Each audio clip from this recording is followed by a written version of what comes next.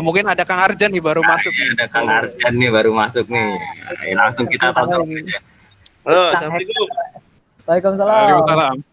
Gimana kabar? Sehat semua? Sehat. Alhamdulillah. Nah ini master hacking. Masternya ini. Ayo. Sorry tadi lagi keluar jadi baru bisa join lagi. Tadi ngintip sebentar. Santai. Keren. Sukanya ngintip. Nah, ini pakarnya IT security nih. Nah. Bisa aja Pak Agung. Bisa ngehack NASA pakai notepad kan, Om? Masih jangan pakai notepad, pakai pen dong. Oke, monggo Kang Arjan, ada yang ingin di-sharing sedikit lah gitu kan. Ya, sharing sedikit tentang apa nih? Ya. Mau sharing tentang apa? Itu IT security ya, gitu kan. Biar ada gambar. Security. Oh, oke deh, sedikit aja sih. Ya biasanya kan, ya perkenalan dulu ya, mungkin ada yang belum kenal ya. Nama saya panggil aja Arjan. Saya lulusan 2000 berapa Pak? Saya Pak Agung 2018 ya. 2018. Lulusan belum ambil ijazah. 18 ya. 18. Iya, sekarang saya jadi cyber security konsultan di Cakra Birawa. Nah, kalau mau bagi-bagi sharing dikit sih tentang dunia IT security sekarang, ya, kita Indonesia ini sekarang lagi proses regulasinya mulai ketat ya Pak. Jadi biasanya kemarin-kemarin kita ngomongin tentang banyakan hal-hal tentang teknikal berkaitan dengan IT security, baik ofensif maupun defensif. Sekarang kita banyak berbicara masalah regulasi.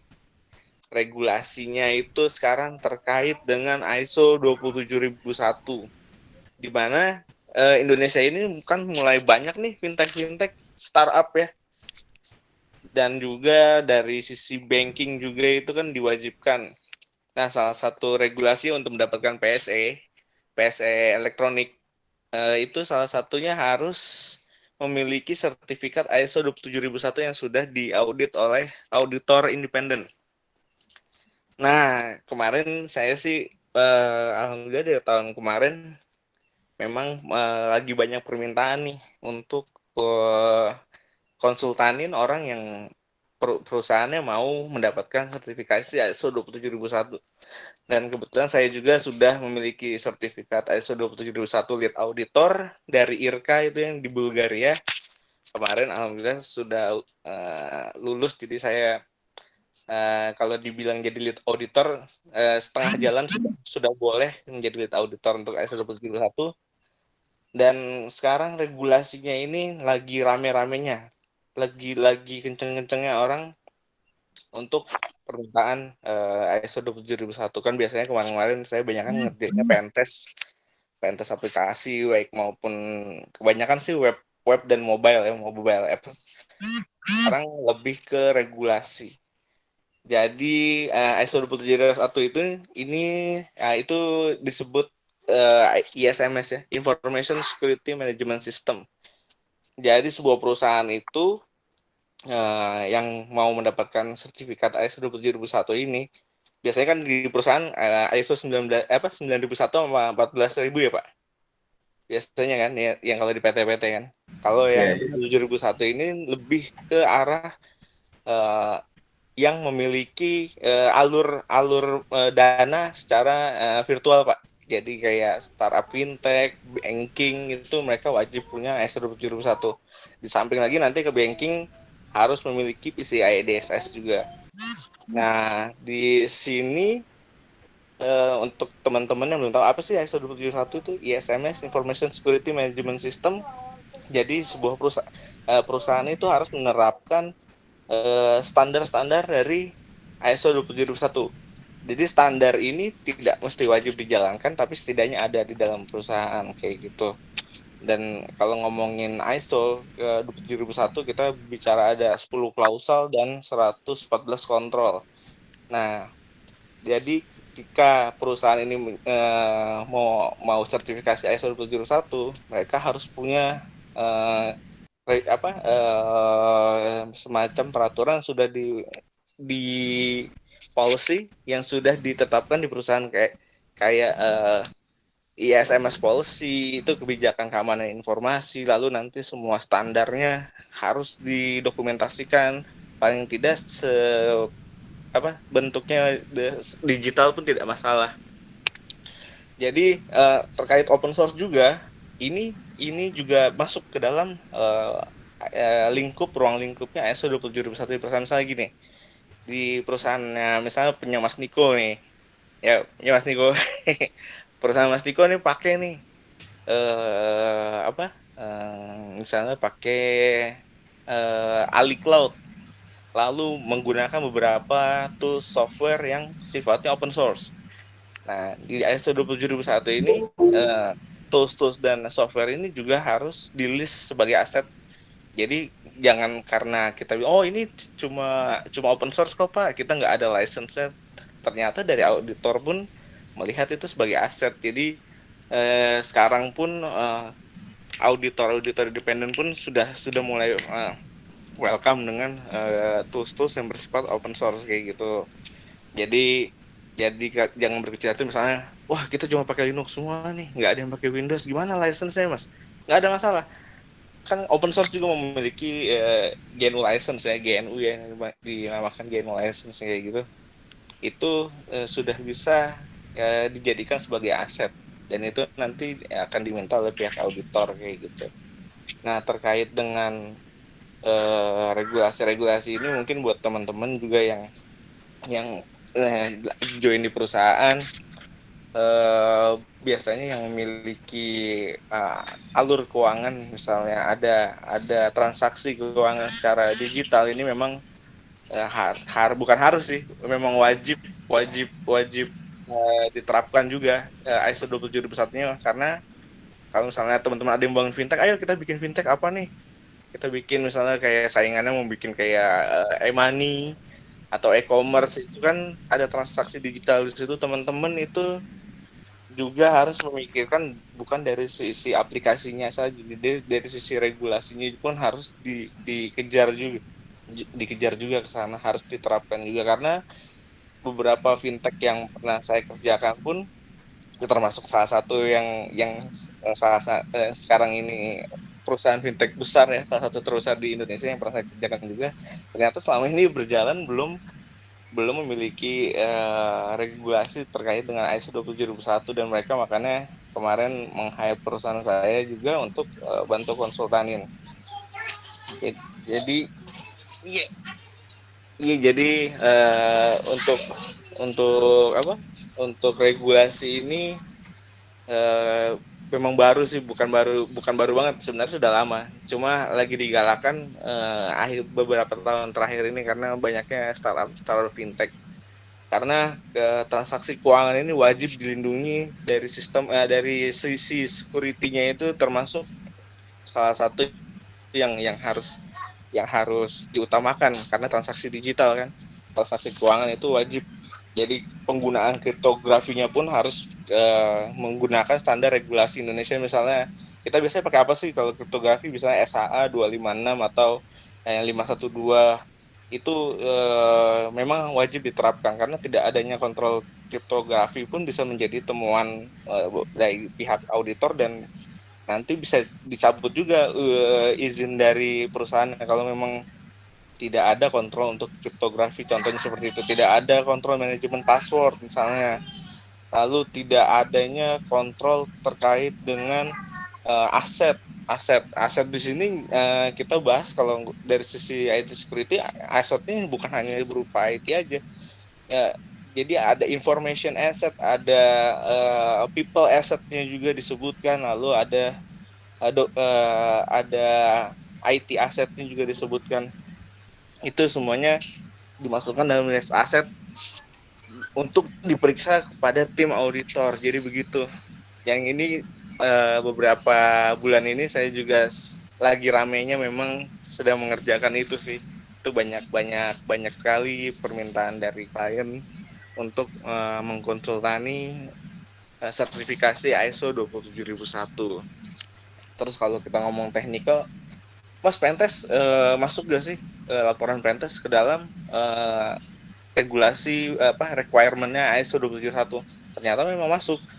Jadi paling tidak sebuah perusahaan itu memiliki laporan VAPT. VAPT itu Vulnerability Assessment and Penetration Testing, itu paling tidak 6 bulan ke belakang itu bisa kita pakai laporannya. Jadi gitu. Jadi kita ngomongin juga ada hal teknikal juga di situ.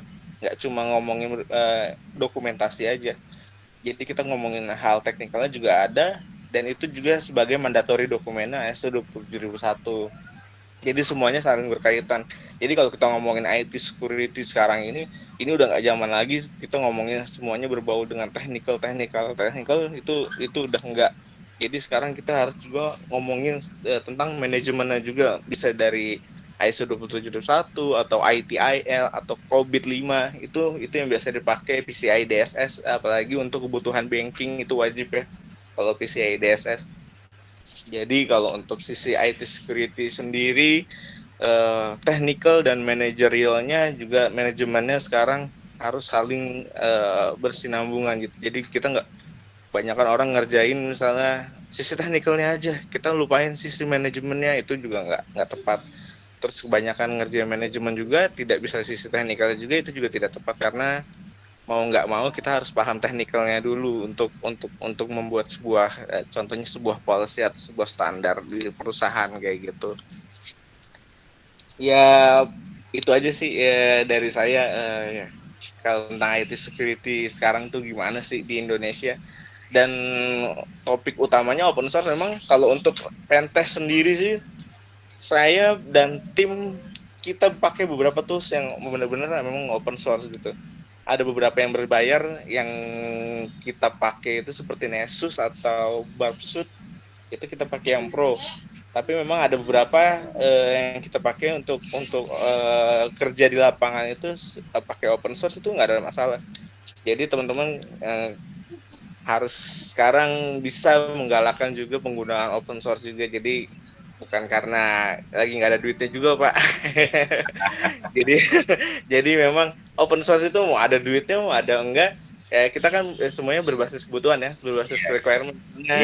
Kita memang butuh tools ini, ini adanya di open source nih. Kayak kemarin saya lagi ngerjain incident response di sebuah bank, kita nggak banknya itu nggak punya budget kebetulan ngebuat penggunaan tools yang harus pro kan. Oke, kita pakai incident response-nya, kita pakai tools yang berbasis open source, nggak ada masalah.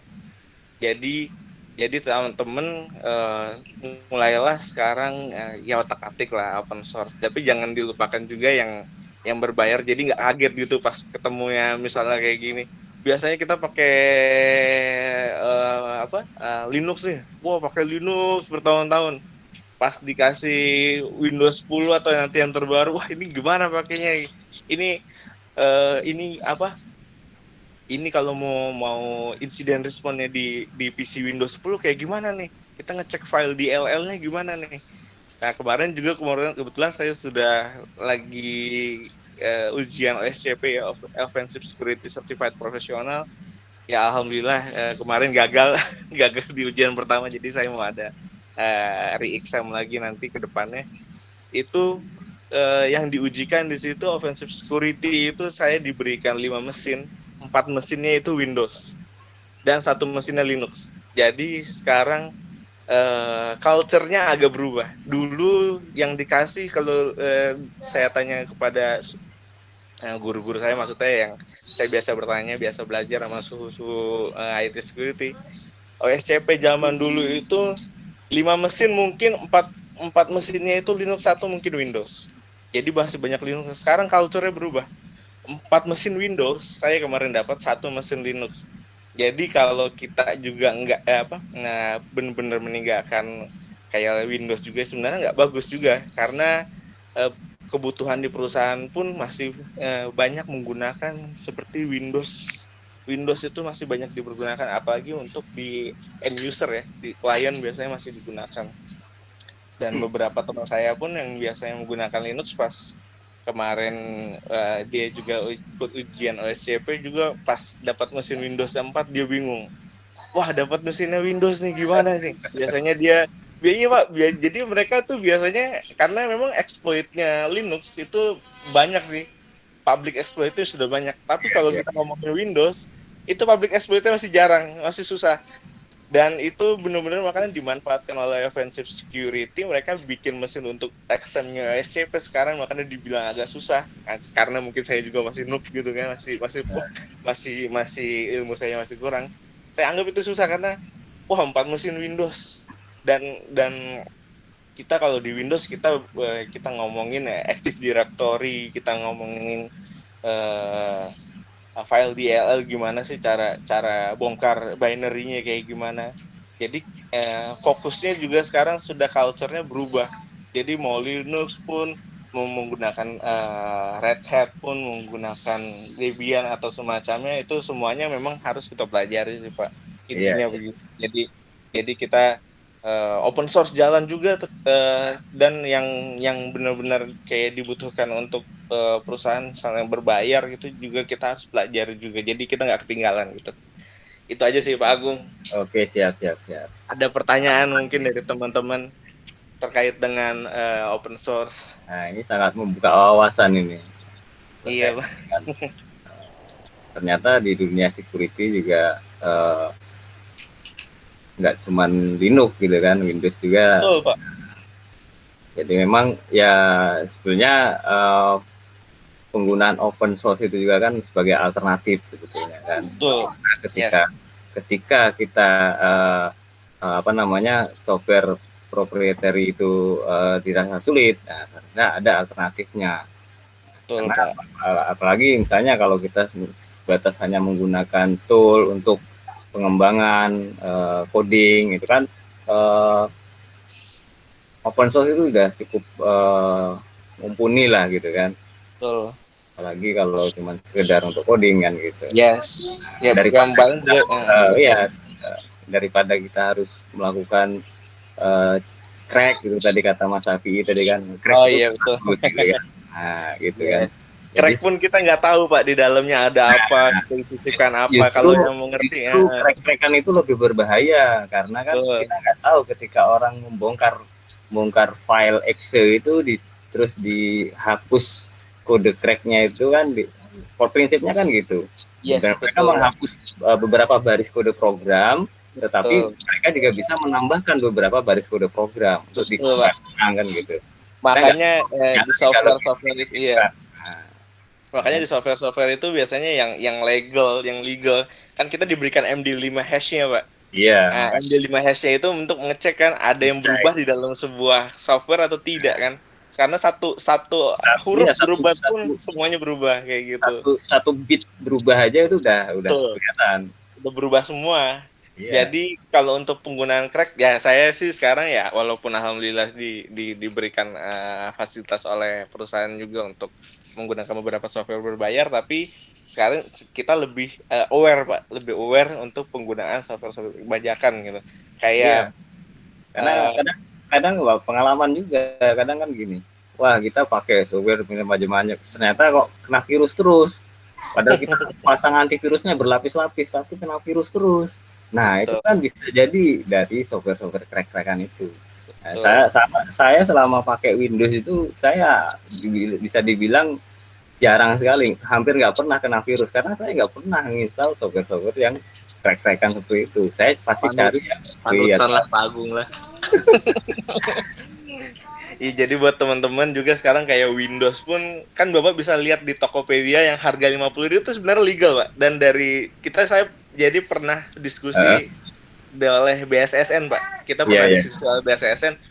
Bagaimana sih kita pernah bertanya dari pihak BSSN gimana sih kalau ngelihat kayak license yang harganya misalnya kayak software Windows 10 yang ada di Tokopedia atau di Bukalapak 50.000, 25.000. Mereka bilangnya gimana dari pihak BSSN? Mereka bilang itu legal, Pak. Itu legal dan itu silahkan dipergunakan, tapi memang cara pembeliannya kita kan nggak tahu. Iya. Nah, misalnya dia beli untuk sebuah perusahaan, mungkin itu yang lebihnya dia perjualbelikan lagi. Tapi kalau pihak BSSN bilang pun itu legal kayak gitu. kalau dilihat secara ini memang itu asli gitu, memang asli. Yes. Cuman proses cara penjualannya itu yang mungkin bermasalahnya di situ. Betul. Jadi kalau teman-teman mau alternatif, maksudnya Ya. masih belum ini dan mau penggunaan sendiri, sekarang sudah bisa kok pakai itu dulu untuk sementara. Itu juga untuk menghilangkan kebiasaan juga kita menggunakan menghindari hal-hal yang seperti itu tadi. Yes, Tidaknya dan ini biasanya betul. Secara softwarenya asli gitu kan, tetapi iya betul Pak. Yang kita tidak tahu karena kan kadang hal-hal seperti itu license yang diperuntukkan untuk pendidikan, mereka jual ulang misalnya, atau perusahaan itu beli license 100 misalnya, tapi mereka cuma pakai 10, yang sisanya dijual, seperti itu. Betul, Pak. Betul sekali Pak. Jadi kalau teman-teman masih ragu-ragu, pernah ada beberapa yang bertanya, Mas itu yang 50 itu boleh nggak sih? Itu beneran nggak sih? Saya bilang beneran, itu legal. Secara softwarenya dia dijual secara softwarenya itu dia legal, bisa dipakai dan itu bisa deactivationnya online dan itu diterima oleh Microsoft. Tapi kita nggak tahu mereka cara pembeliannya gimana. Apakah itu memang mereka beli bundling yang biasanya secara besar-besaran terus ini ada sisa yang nggak kepake. Nah itu di luar kuasa kita. Tapi kalau teman-teman mau misalnya mau pelan-pelan berubah, ya udahlah kita pakai yang itu. Bisa kita teman-teman bisa sekarang saya sih bukan menyarankan, tapi bisa kita sekarang menggunakan itu terlebih dahulu, nggak apa-apa kayak gitu. Sebagai alternatif tadi kan. Sebagai alternatif, dan jangan lupa nanti diupdate Windows-nya, karena ya beberapa vulnerability di Windows 10 kemarin yang cukup mengancam, apalagi kemarin sempat di SMB service ya. SMB service kan wajib Pak. Kita file sharingnya gimana? Kita kalau SMB service nggak aktif, itu kita nggak. Iya. Apa-ngapain. Ya, kalau sekarang mau pakai Google Drive udah cukup. Yes. Pakai Google Drive sih cukup. Tapi kalau di ini Pak, misalnya kayak penggunaan printer itu kan menggunakan SMB service juga. Betul. Portnya menggunakan SMB service. Jadi silahkan diupdate. Kalau menggunakan open source juga silahkan, bisa banyak sekali open source bertebaran ya. Kritika bisa ditemukan itu biasanya banyak banget di GitHub. Kalau teman-teman mau ngintip GitHub itu banyak banget sih yang bermanfaat di GitHub tuh, tools yang open source-nya yang banyak orang kembangin kayak gitu. Oke, mungkin ada yang mau nanya-nanya lagi?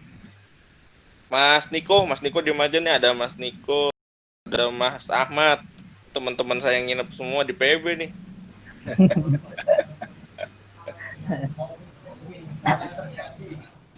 Mana Mas Api nanya apa? Apa ya? Kok jangan bingung. Kalau saya cuma bisa sharing itu doang. Nggak punya slide masalahnya.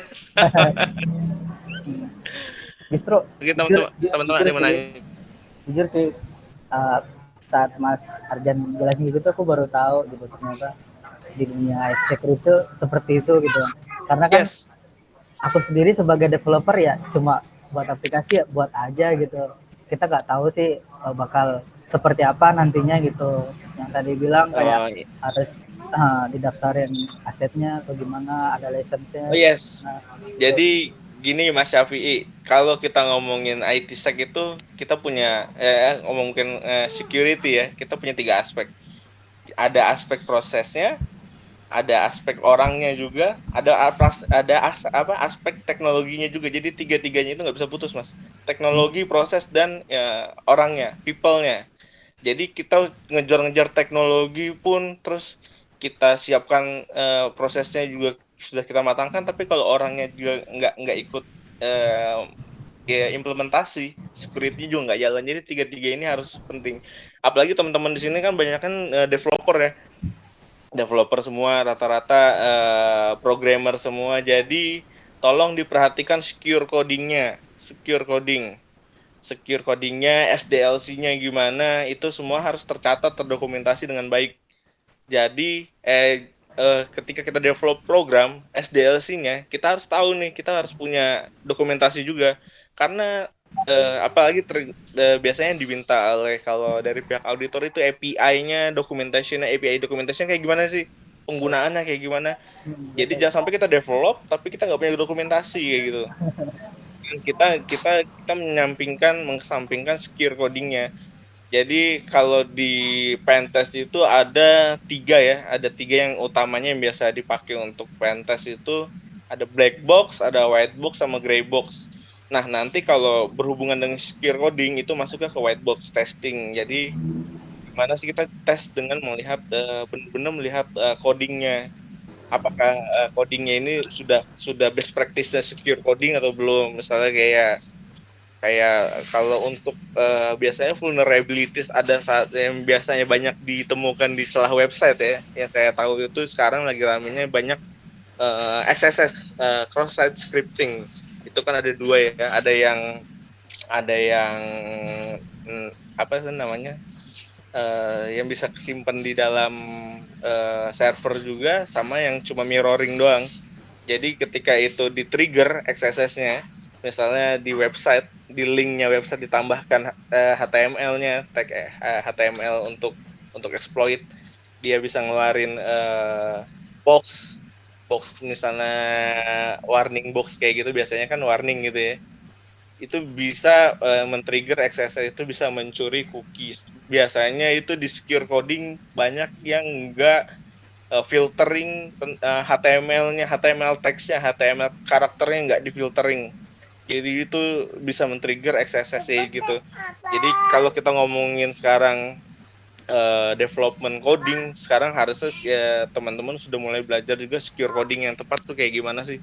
Jadi kita nggak kerja 2 kali gitu loh. Kerja 2 kali maksudnya gini, biasanya kan tahap kalau secara tradisional tahap security testingnya itu biasanya di belakang kan, biasanya di paling akhir tuh semua udah mau naik ke production udah jadi nih, baru di security testing di belakang. Nah sekarang kan kita ada metode yang baru kan, pasti teman-teman juga udah pada tahu itu DevSecOps ya. Kalau ngomongin DevSecOps itu udah agile.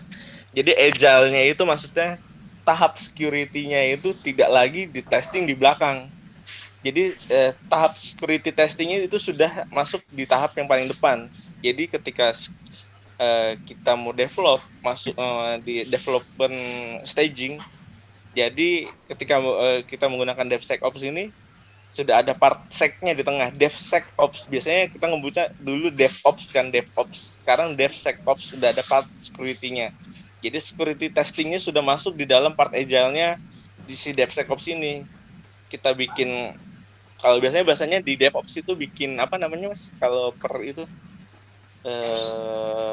saya lupa dia bikin nama. Jadi ada step-stepnya. Security testing-nya itu udah, jadi ketika codingnya masuk langsung dites,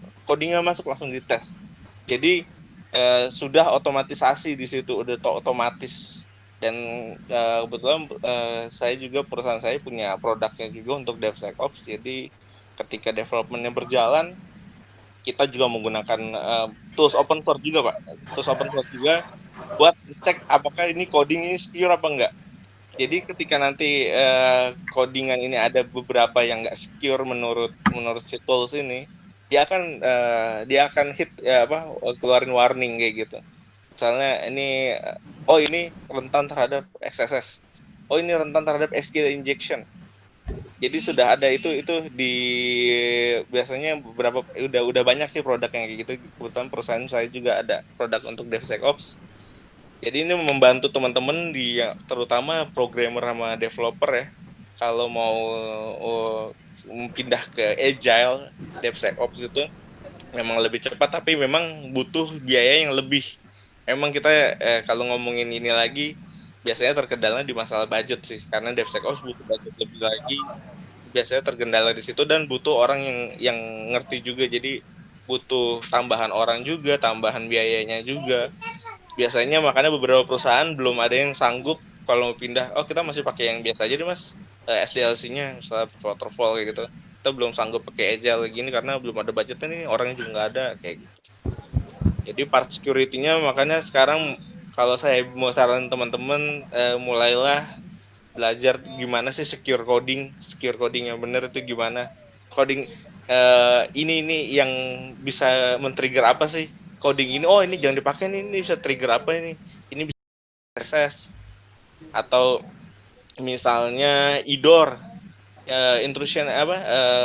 Kalau IDOR itu biasanya bisa ngintip profil orang dengan hanya merubah biasanya kan kalau ada ID ya, unique ID di belakang, misalnya di linknya ada tuh unique ID, tinggal dirubah ke unique ID yang valid itu bisa ngintip punya orang kayak gitu. Itu juga harusnya nggak boleh. Itu masuk ke secure coding juga, itu harus di filtering juga. Jadi akses kontrolnya juga harus dilihat. Jadi kalau kita ngomongin web development, application development secara besar sih, kita banyak ngomongin banyak access control, kita ngomongin masalah user roles-nya juga, user ini nggak boleh ini, user ini nggak boleh itu. Lalu biasanya juga kalau punya fitur untuk upload file, apakah upload file sudah difiltering atau belum? Biasanya ya kita tulisnya cuma silakan upload file gambar JPEG, tapi JPEG-nya nggak difilter. Kita bisa misalnya saya upload file .bat atau yang lain, ternyata bisa dieksekusi di dalam. Ya itu juga harus jadi concern juga buat teman-teman ketika membuat sebuah fitur. Kita harus tahu juga nih fitur ini kira-kira rentannya kena vulnerability apa ya, biasanya kena apa ya kayak gitu. Itu harus concern juga dari sisi developer, karena kalau saya sama tim biasa pentest terus ketemu bug yang kritikal yang dikerjain bener-bener abis itu ya pihak developernya, pihak programmernya. Misalnya bug kritikal 8 jam harus di close nih, nggak boleh dari project manajernya. Kalau bug kritikal nggak boleh di atas 8 jam. Itu tengah malam 8 jam, misalnya jam ketemunya bugnya jam 2 ya, jam 2 tim developernya harus bangun, jam 10 pagi harus selesai, kayak gitu. Jadi mulailah untuk belajar secure coding, mulailah belajar aware terhadap security, karena sebuah produk itu ditentukan dari security-nya juga kayak gitu. Itu aja sih Mas Api. Iya sih benar. Soalnya di kantorku juga memang harus benar-benar sih yang namanya secure coding. Ya, banget. Pembahasannya kayaknya menarik juga ini. Kayaknya perlu bikin sesi khusus ini buat Iya sih. Jujur sih, aku banyak pertanyaan sih soal ini. Siap. Kang aja nanya dong. Halo Mas Ahmad, apa kabar? Alhamdulillah baik Kang. Gimana kabar? Alhamdulillah sehat. Gimana? Kayak gini. Ini berkaitan sama fintech ya. Jadi sempat dulu juga kerja di fintech ya. Terus dia udah pakai PCI DSS, sama pas waktu sebelum saya resign itu dia lagi ISO 27000 ya? Yes, 27001. Nah, tuh. Oh, itu saya kalau pas waktu ISO masuk ke tim security juga, cuma saya resign. Oke. Jadi yang saya mau tanya gini, sempat dulu ngobrol juga sama orang security di tempat saya yang megang situ. Memang mereka itu rata-rata fokus di sisi aplikasi, Mas. Ya, gimana cara ngecek supaya si aplikasi itu bisa diisi sama 1000 user, dari sisi hardware-nya gimana, dari sisi script coding-nya gimana. Nah, saya tanya, Mas, kalau untuk cara pentest dari sisi network gimana ya gitu. Nah, di situ sempat kita diskusi dan dia juga belum nemu caranya. Nah, mungkin Kang Artin bisa kasih kita solusi dari sisi network. Iya. Biasanya gini, kalau sisi network ya biasanya kalau pentest sih kita kan mulai semuanya dari enumerasi dulu ya. Enumerasinya itu biasa kita menggunakan Nmap. Bisa juga sih hit langsung pakai Nessus. Tapi yang pro, Nessus yang pro, karena Nessus yang biasa itu di limit. Maksudnya dia nggak capable semua bisa di scanning di situ. Mesti pakai yang pro. Jadi biasanya kalau saya tim saya enumerasi dulu kalau via network yang di multi pentest network, berarti kita ngomongin infra kan, infrastruktur. Iya, betul. Infranya. Yang itu kan di si hardware networknya kan.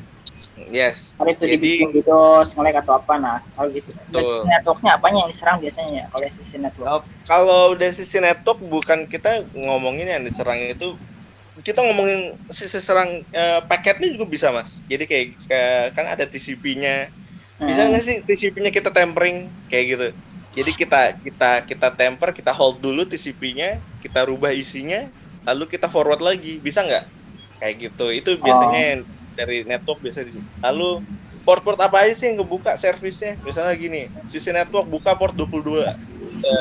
Kan itu untuk ini ya, SSH ya. Iya. Dua untuk SSH, kita misalnya coba nih kita tes dulu nih SSH-nya masih default atau enggak. Biasanya kalau orang-orang yang nggak terlalu aware, ya SSH-nya dibikin default aja, password admin terus SSH-nya kosongin gitu kan. Terus udah gitu menggunakan SSH versi lama. Nah itu biasanya kalau dari Nmap kita enumerasi pakai Nmap itu biasanya Nmap pun udah nangkep di situ. Oh ini SSH-nya dia pakai yang lama nih, seri berapa nih, belum diupdate. Nah terus dia juga lihat dari situ misalnya port defaultnya 22. Biasanya sih kalau yang udah mulai mature sistemnya, biasanya port-port seperti itu mereka rubah, di change, jadi nggak pakai 22 default lagi. Misalnya rubah ke biasanya di atas, di mereka pakai yang di atas, misalnya di atas port 6000 ke atas, karena setahu saya Nmap itu secara default kalau nggak dibikin portnya nggak ditentukan, itu kalau nggak salah yang portnya bisa di-scan itu hanya sampai port 6000 atau 8000 kalau nggak salah. Itu secara default ya. Tapi kalau Nmap-nya disuruh untuk scan di atas 8000 kan perlu komen lagi. Perlu perintah lagi untuk komen untuk port yang di atas 8000 atau 6000 tersebut. Jadi itu ibarat kata sedikit menghambat kalau ada orang yang mau bandel. Biasanya kalau yang mau bandel cuma jalanin Nmap-nya secara default, ya mereka kan nggak nangkep port yang di atas itu kan. Kayak gitu. Terus kalau sisi networknya lagi, misalnya kalau saya biasanya temuin itu, ya itu sih tadi paketnya, TCP-nya bisa dirubah apa enggak, pakai apa, UDP, bisa nggak kita tangkap dari misal pakai Wireshark kayak gitu, Wireshark bisa nggak ditangkap kayak paket-paket yang jalan di situ, apakah masih pakai HTTP kah? Apakah misalnya passwordnya masih menggunakan plain text kah? Saya mau plain text tangkap di Wireshark tuh kelihatan kalau masih plain text terus pakai HTTP kayak gitu. Jadi banyak sih mas, banyak. Jadi kalau kita ngomongin pentest itu kita nggak tertuju fokus satu hal teknikal aja, maksudnya kita coba yang ini aja deh. Enggak, jadi kita enumerasi dulu. Nanti baru ketika kita enumerasi, baru tahapan selanjutnya kita mau ngapain nih. Jadi lebih dalam lagi, kita punya cabang-cabang lagi. Jadi gitu. Nggak kayak vulnerability assessment seperti biasa. Jadi lebih mendalam kalau ngomongin pentest lagi. Kayak gitu Mas Ahmad. Oke. Jadi kalau mau itu buat nyari celah Mas ya. Kenapa? Tujuan enumerasi tadi buat nyari celah. Enumerasi itu sebenarnya bukan mencari celahnya. Mencari celahnya itu nanti ketika kita ngomongin eksploitasi. Jadi enumerasi ini kita dapetin info apa aja sih? Misalnya kayak tadi port 22 SSH pakai versi berapa. Nah, itu enumerasi, Mas. Nanti langkah selanjutnya untuk tahap lanjut ke eksploitasi misalnya gini. Udah dapat port 22, kita nemuin SSH-nya versi sekian. Kita dicari di misalnya di exploit DB. Ada nggak sih ini exploit untuk SSH versi segini? Misalnya ada nih exploit untuk SSH versi segini pakai RCE, exploitnya pakai kerentanannya RCE, remote code execution kayak gitu kan. Baru kita cari ke sana, kita exploit bisa nggak nih? Ketika itu bisa ya itu jadi temuannya kritikal misalnya kayak gitu. Dan itu harus ada hitung-hitungannya. Ketika sebuah website atau aplikasi bisa di-exploit melalui public internet, maksud saya bukan dari internal perusahaan, itu bisa jatuhnya kritikal. Jadi hitungannya kayak gitu biasanya. Oke. Tadi scan-nya pakai Nmap Mas ya? Yes, biasa pakai Nmap, pakai Nessus. Itu biasanya tools otomatisasi yang biasa saya pakai. Pakainya yang Nessus Pro kalau saya. Untuk range itu kan dari 0 sampai 65.000 ya. itu yang Yes. ditekan sama si Nnet itu dia dari range berapa sampai range berapa untuk default? Iya, kalau di defaultnya kalau nggak salah 6.000 apa 8.000 kalau nggak salah ya. Kalau Berarti saya kalau nggak kita masuk salah. port di atas 10.000 aman ya? Nah, kalau 10.000 aman, kalau amannya secara kalau dia nggak nambahin komen yang dia butuh scan per ke atas, yes. Secara defaultnya dia aman. Betul. Jadi sedikit menghambat lah, Mas Ahmad. Karena kan kalau untuk scan ke port ke atas kan dia butuh resource lagi, maksudnya misalnya lebih lama scanningnya, terus lebih internetnya juga dibutuhkan lebih lama. Misalnya dia cuma paket data doang nih, pakai paket data terus mau scan semua port ya, itu habisin paket data dia, saya bilang. Kayak gitu. Oh ya, Mas Arjan mau nanya dong. Nah, ini kan Mas Arjan di IT security ini katanya nih, mungkin teman-teman yang belum tahu belajar pentest itu rekomendasi harus pakai distro apa sih Mas gitu loh. Kalau saya sih dari dulu memang nggak ada rekomendasi sih. Cuma biasanya best practice-nya sih bukan best practice-nya karena tools-nya udah di dalam semua dan menurut saya juga sama teman-teman nyaman. Tahu Mas Arjan ini yang pegang piala nih Mas Arjan. Ini fotonya kena dipajang.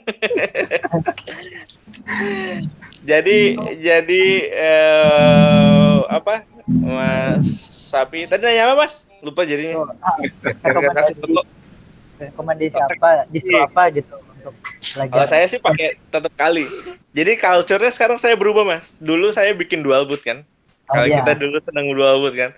Sekarang saya dan teman-teman pentest juga karena saya juga ngeliat mereka kerjanya lebih enak. Jadi kita sekarang mainnya VM aja. Kita bikin di VM aja lebih gampang. Saya pakai VMware, ya udah saya pasangin Kali di situ. Saya pakai cuma Kali sih. Kali untuk pentest, dan kalau mau belajar kayak malware itu kita pakai Kuko Sandbox. Kita pakai Kuko Sandbox itu cocok banget buat kalau mau belajar malware ya. Karena udah secure banget itu sandboxnya. Jadi kalau mau apa-apain malware di dalamnya pun itu udah insya Allah aman sih. Insya Allah ya, saya bilang insya Allah. Kan kita nggak tahu kalau tiba-tiba ada breach masuk ke yang sistem utama. Ya nauzubillah sampai terjadi sih. Saya biasanya kita pakai Kuko Sandbox kalau untuk malware, kalau mau bongkar-bongkar malware atau virus kayak di situ. Tapi kalau saya sendiri sih sama teman-teman di tim saya banyak kan pakai Kali memang. Nah, nanti tergantung aja nih Kalinya seneng pakai desktop environment-nya yang mana. Biasanya nyesuaiin sama teman-teman. Misalnya seneng ada kayak dulu Mas Asep, kalau nggak ada di sini ya. Dia senengnya pakai KDE kayak gitu. Kalau saya sih prefer pakai Kali sih, karena tools-toolsnya sebenarnya gini, untuk pentest sendiri pun nggak semua tools itu dipakai Mas. Paling banyak 20 lah. Kayaknya nggak pernah lebih dari 20 saya pakai paling, dan normalnya pun saya di bawah 10 pakai. Kayak saya untuk pentest application web itu biasanya pakai untuk temperingnya, untuk proxy temperingnya pakainya Barbsuit, lalu pakai Nmap, lalu pakai Nessus juga untuk network scanning dan web application juga, terus pakai apa lagi kayak Wireshark juga kalau mau pentest network juga. Jadi nggak banyak sih sebenarnya. Kita butuh distro yang toolsnya lengkap pun saya bilang nggak semuanya kepake gitu, nggak bakal kepake semua juga. Kita pakai yang benar-benar biasa orang pakai aja. Emang kayak untuk cracking password kita pakai JTR, John Reaper kayak gitu. Ini nggak bakal semuanya dipakai. Jadi kalau untuk distro saya sih itu balik ke pilihan masing-masing ya. Karena di Ubuntu pun bisa dipasangin tools-toolsnya bisa. Tapi kalau saya sih mau yang cepat aja install Kali, udah semua ada di dalam. Yang biasa saya pakai sih Kali sih. Halo Kang Arjan. Halo, udah sembuh Bluetooth-nya? Alhamdulillah belum. Baru di ronsen kemarin. Mau nanya, kasusnya jadi di perusahaan saya itu kan, padahal PM luar itu yang bahasa Inggris itu ke filter, cuman bahasa Indonesia itu jarang ke filter gitu loh, tetap aja lolos. Nah, kasusnya dia pakai email yang lain, misalnya buyer.cn China, nah mereka bisa masuk ke ngirim email ke perusahaan gitu. Nah itu gimana tanggapannya? Biasanya ada buat ininya deh Mas. Pakai apa tadi? Buat ininya? Dia pakai email perusahaan lain gitu. Kan ada padahal udah difilter tuh. Nah, kalau filter bahasa Inggris atau segala macam itu nggak masuk. Nah, bahasa Indonesia itu kenapa jarang gitu loh? Baru udah filter tapi tapi tetap masuk. Jarang ketangkap gitu ya. Jadi gini, untuk email pun berapa saya temuin penyedia untuk fake email gitu ya. Fake email ini kalau nggak salah, kalau kita pakai nanti saya lihat deh, ada beberapa report saya yang ada temuan di sisi dari mail server itu. Jadi ada satu settingan, satu config itu yang nggak diaktifin. Nanti saya coba cek. Jadi itu bikin kayak beberapa email yang harusnya fake bisa difilter, itu jadi lewat kayak gitu Mas. Jadi bisa diterima pesan. Misalnya gini, saya pakai satu kemarin apa namanya fake emailer kalau saya coba sampai bisa cek di Google fake emailer itu secara normal kalau di perusahaan yang punya endpoint security terutama untuk mail servernya udah bagus, itu harusnya nggak bisa kita kirim. Misalnya sampean punya email perusahaan, misalnya arif@perusahaan.com kayak gitu kan, arif@perusahaan.com. Nah, domain sampean ini bisa saya pakai gitu. Dan itu ketika saya kirim sampean reply ke email itu reply-nya ke email itu beneran, kayak emailnya dia, padahal yang pakai saya kayak gitu. Itu karena ada di endpoint security-nya di mail server itu ada beberapa config yang nggak disetting gitu. Itu tergantung konfigurasi dari email servernya juga. Mungkin bisa dicek dari ininya Mas, dari endpoint security untuk mail servernya. Apakah yang tadi sampai bilang kenapa bahasa Indonesia bisa lewat, mungkin ada di situ settingannya. Tapi kalau config kurang misalnya harus config-nya kayak gimana, harus lihat dulu sih ininya hasil dari testingnya dulu. Jadi belum bisa mengira itu config-nya karena apa. Tapi biasanya itu sih ada beberapa config di mail servernya yang untuk endpoint security mail servernya yang nggak dikonfig. Jadi beberapa yang harusnya bisa kena filter itu lewat. Salah satu contohnya yang tadi saya bilang itu saya bisa menggunakan domain email sampean buat kirim ke Pak Agung. Nanti Pak Agung itu reply-nya ke email itu benar-benar masuk ke email sampean. Jadi kayak gitu. Jadi itu bisa buat phishing. Itu harusnya bisa difilter itu. Kalau sering kejadian juga sih itu email bahasa Indonesia. Dan dia pakai domainnya perusahaan gitu loh. Iya, bener Mas. Itu bisa. Jadi saya dulu buat awareness training. Jadi kalau saya ngadain ISO 271 untuk konsultan ISO 271 itu harus ada awareness training. Itu saya bikin demo untuk itu namanya email phishing. Jadi saya ngetes satu kantor itu ada nggak nih yang reply emailnya, ternyata memang ya itu tergantung user aware-nya juga. Dan saya makanya kan kalau orang yang aware, ini beneran Pak ini yang kirim, ini emailnya bener emang email dia gitu, padahal yang ngirim bukan dia. Dan saya sertakan link di situ, banyak yang mencet juga ternyata linknya ketahuan. Jadi bisa digunakan. Itu tergantung kalau nggak salah ada di config mail servernya Mas. Tapi kalau untuk confignya saya kurang paham, harus dilihat dulu sih. Ya. Soalnya di komunitas IT juga kemarin itu sama itu kena phishing kayak gitu. Iya, itu phishingnya ampuh itu Mas. Indonesia juga sih. Karena saya pun pernah pakai buat training kantor yang saya bilang tadi, perusahaan yang lagi dikonsultanin juga. Jadi gimana sih kita bikin phishing, beberapa banyak yang ngeklik linknya itu kelihatan semua di situ. Itu pakai email itu bisa Mas. Jadi harus di config di endpoint security-nya untuk mail servernya. Kayak gitu. Biasanya. Sama ini ada server yang harus menggunakan file SMB. Nah, solusinya gimana? Kalau nggak diaktifin itu otomatis nggak bisa. Yes, itulah kita harus biasanya kan kalau untuk udah ada misalnya pakai Windows Server udah ada pembaruan terbaru, update terbaru, ya harus diupdate. Karena obatnya di situ aja Mas. Kalau SMB service-nya dimatikan atau enggak, kita bisa aja rubah portnya, tapi itu PR banget buat tim IT support-nya nanti. Karena portnya harus dirubah semuanya. Kalau untuk bisa aja pas SMB portnya kita ganti aja deh, kita ganti ke tempat lain, itu bisa aja ke port lain. Tapi itu PR buat IT support, nanti mereka yang harus setting lagi semuanya, SMB-nya menggunakan port sekian. Jadi kalau untuk dimatikan itu bukan sebuah solusi sih, tapi solusi G2-nya untuk saat ini ya kalau sudah ada update terbaru silahkan diupdate sih. Kayak gitu. Update atau update Windows-nya itu ya, Windows servernya. Yes. Iya. Benar, Mas. Tweet Oke. lagi. Kayaknya ini makin menarik nih pembahasannya tentang Ya, udah malam juga. bikin event khusus nih buat Mas. Bikin event khusus. Iya, ya next event Boleh.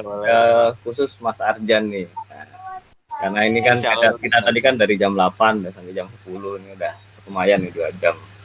Iya. Saya baru join sih jam 9 habis dari pergi tadi, Pak. Iya.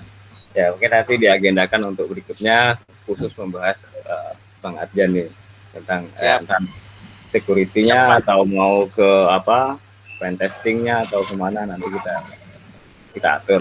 Boleh. Insya Allah bisa, Mungkin Pak. sesi hari ini kita sampai di sini kali ya, karena udah malam juga kan.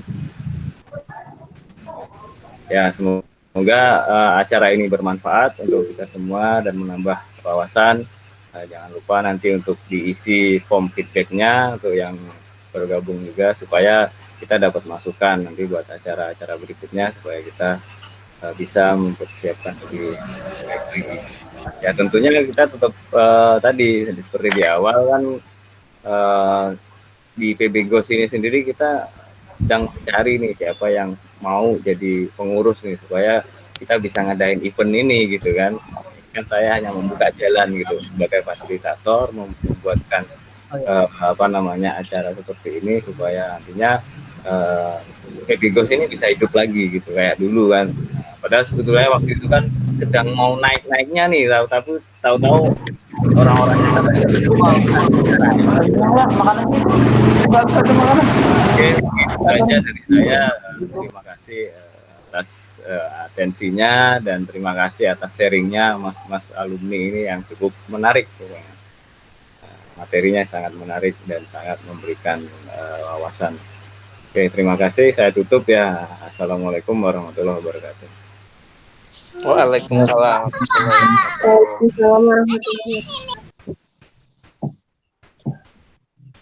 Telegram ya Pak, kalau diskusi ya.